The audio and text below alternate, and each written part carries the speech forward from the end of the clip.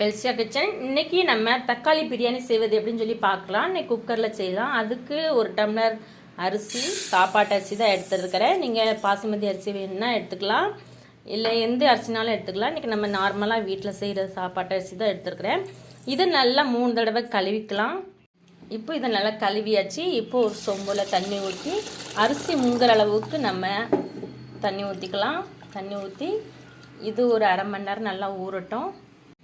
இப்போ நம்ம 2 வெங்காயம், பூண்டு, இஞ்சி, பச்சை மிளகாய் இது எல்லாத்தையும் சேர்த்து புதினா தலை இருந்தால் 2 போட்டுக்கலாம், இல்லைன்னா இதையவே நம்ம அரைச்சி பேஸ்டாக்கி இப்போ இதை தாளிக்கிறதுக்கு நம்ம எடுத்து வச்சுக்கலாம். பெரிய சோம்பு எடுத்து வச்சுருக்கிறேன், 2 ஏலக்காய், இது அந்த கருப்பு பாசி, முந்திரி பருப்பு, பட்டை, கல்பாசி, கிராம்பு, பிரிட்ஜி இலை. இதில் நீங்கள் கூட கருப்பு ஏலக்காய் சேர்த்துக்கலாம். கருப்பு ஏலக்காய் சேர்த்தா இன்னும் டேஸ்ட்டாக இருக்கும். போட்டு இதை ரெடி பண்ணி வச்சுக்கலாம். இப்போ நம்ம பிரியாணி செய்ய ஆரம்பிக்கலாம். இப்படி ஒரு குக்கர் வச்சுக்கோங்க. குக்கரில் தேங்காய் எண்ணெய் ஊற்றிக்கோங்க. தேங்காய் எண்ணெய் ஊற்றினா தான் வாசமாக இருக்கும். இது கூட கொஞ்சோண்டு நெய் ஊற்றிக்கலாம்.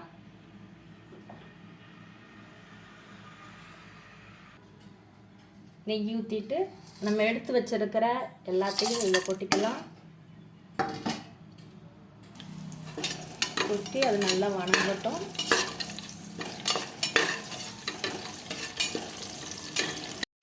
இப்போ நல்லா வணங்கிட்டு இருக்குது. இந்த நேரத்தில் வெங்காயம் போடலாம். பல்லாரி,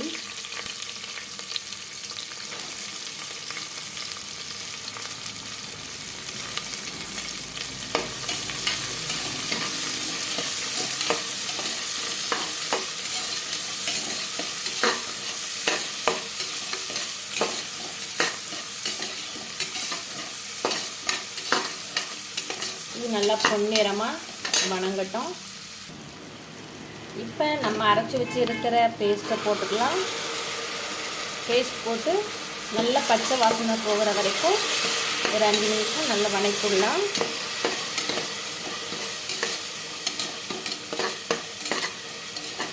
அப்போ தான் டேஸ்ட் கொடுக்கும்.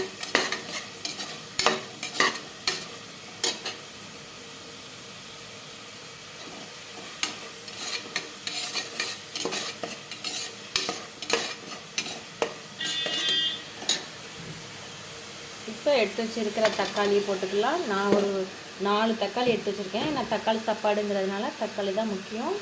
அதனால் 4 தக்காளி எடுத்து வச்சுருக்கிறேன். இது நல்லா அப்படியே வணங்கட்டும்.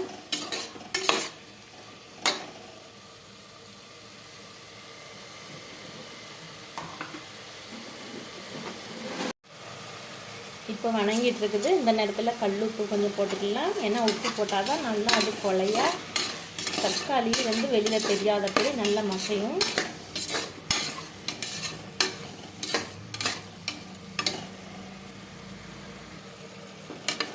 பாருங்கள் நல்லா மசஞ்சிட்டு இருக்குது. கடையல் மாதிரி நல்லா குழஞ்சிடணும்.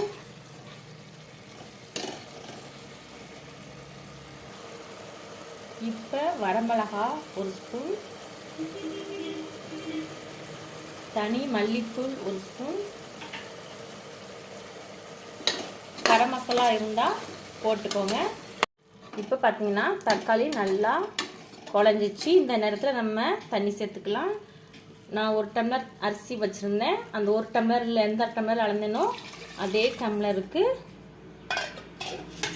2 டம்ளர் ஊற்றுறேன். நீங்கள் எந்த அரிசி போடுறீங்களோ, பாசுமதி அரிசினா கம்மியாக போடணும். இது சாப்பாட்டு அரிசினா நம்ம எப்படி நான் டெய்லி என்னென்ன கணக்கில் வைப்பீங்களோ அதே அளவில் நீங்கள் வைங்க. இது எந்த ஒரு மாற்றமும் இல்லை. இப்போ தண்ணி நல்லா கொதிக்கட்டும். உப்பு ஆல்ரெடி நம்ம போட்டிருக்கிறோம். உப்பு சப்போஸ் பத்தலை அப்படின்னு சொன்னால் இந்த டைமில் நீங்கள் உப்பு போட்டுக்கோங்க. உப்பு கரெக்டாக இருக்கான்னு எப்படி தெரிஞ்சுக்கலாம் அப்படின்னு சொன்னால், நம்ம வாயில் வச்சு பார்க்கும்போது உப்பு அதிகமாக இருக்கிற மாதிரி நமக்கு தெரியணும். உப்பு அதிகமாக இருக்கிற மாதிரி தெரிஞ்சால் தான் அது கரெக்டாக இருக்குது அப்படின்னு. சாப்பாடு போடும்போது அரிசிலாம் போடும்போது அது கரெக்டான லெவலில் வரும். அதனால் உப்பு சுள்ளுன்னு இருக்கிற மாதிரி போட்டுக்கோங்க. இப்போ நம்மளுக்கு தண்ணி நல்லா கொதிச்சிச்சு. இந்த நேரத்தில் நம்ம எடுத்து வச்சிருக்கிற அரிசியை போட்டுக்கலாம். நல்லா வலிச்சு போட்டுக்கலாம். போட்டு நல்லா ஒரு கிளறி விட்டுக்கலாம்.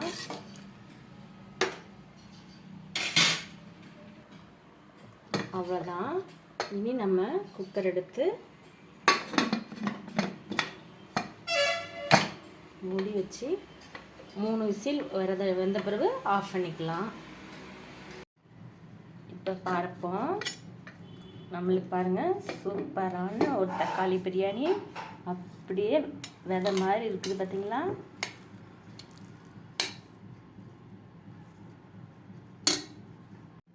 நல்லா கிண்டி விட்டாச்சு. பாருங்கள், நம்மளுக்கு சூப்பரான பிரியாணி ரெடி ஆயிடுச்சு. 10 நிமிஷத்தில் செஞ்சிடலாம். என்ன செய்கிறது அப்படின்னு யோசிச்சுட்டு இருக்க வேண்டாம். 10 நிமிஷத்தில் இந்த தக்காளி பிரியாணி செஞ்சு உங்கள் வீட்டில் அசத்துங்க. இதே போல் நீங்கள் செஞ்சு பாருங்கள். சப்ஸ்கிரைப் பண்ணுங்கள், லைக் பண்ணுங்கள். தேங்க்யூ.